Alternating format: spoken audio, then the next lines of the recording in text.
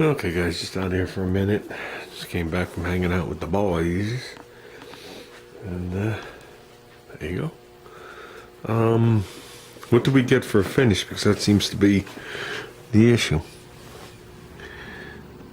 This is flat, like it's been spraying, and from like here to here where I added the extra, you just start to see something, all minute.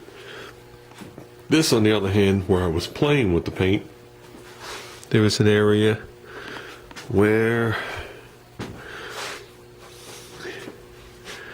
I guess this is right here, you can see the ripples in it. I blew so much paint on there, it's like having water and then you hit it with a blowgun and it blows out. Right there. Amazing, this shit doesn't run. I don't know how much you have to put out to get it to run. But I know when you looked at the body lines the other day, it looked like part of it was touching because there was actual Bondo dust there. So this is the finished line with it unbolted down. And you got like a uniform, just a shadow, because it's rounded over. This was the final outcome in the back, which is nice on the back. And like I said, that's going to require a blocking and then another priming, just to get some of the body lines a little nicer. This worked out just as good. Now, is there waves like this? I'm sure. Is there waves like this and waves like that? Yeah. I just want to make sure that all my sanding stuff is gone. As you can see, it's fiberglass, so it's all different layers and levels right here.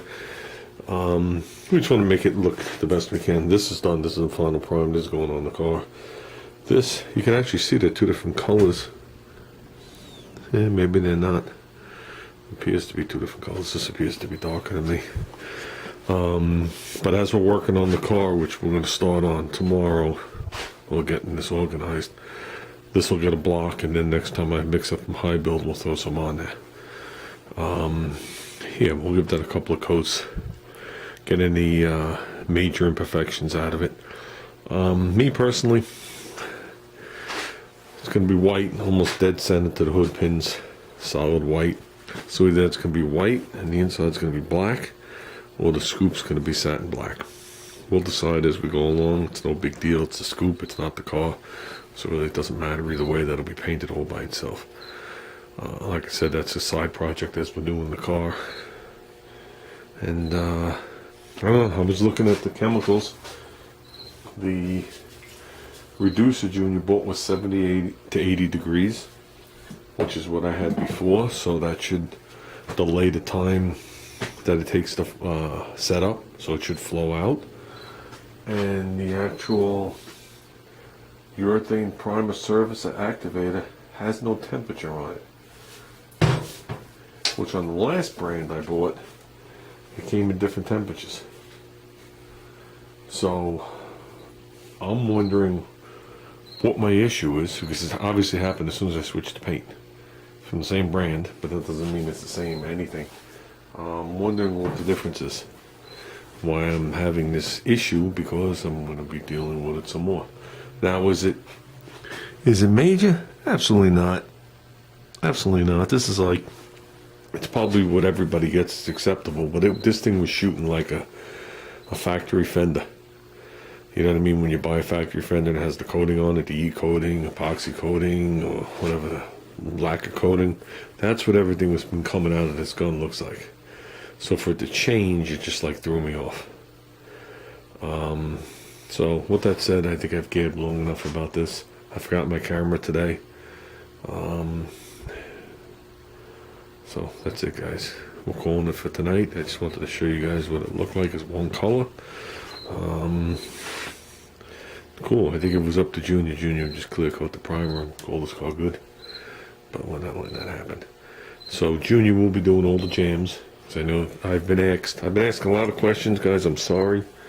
When I go on at work, I cannot respond. I do not want to log in at work. I don't want any of that stuff attached to me. It's complicated, but Junior's going to use that Iwata gun. He is going to do the doors, the back sides, everything but the face. He's going to do the window. I can't think of what it's called. I don't know why. window frames, inside, out. He's going to do everything but the face. So the complete doors, hinges, door jambs, you know, behind the back sides of the fenders, all that shit he's going to do with his gun. He's going to do the clear, he's going to do all that. And then it's going to get put back on the car.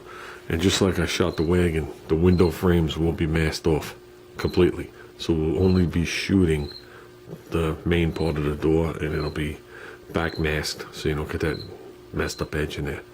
And that's how we'll be painting the car. So that's the only way I could do it. The same within here, but this will be painted. Well, we'll work on that.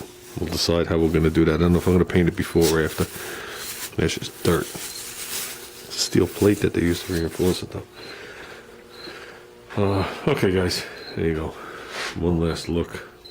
I think that's pretty cool. So, call it what you want. Call it a Gremlin hood. Call it a Spirit hood. Call it an Eagle hood.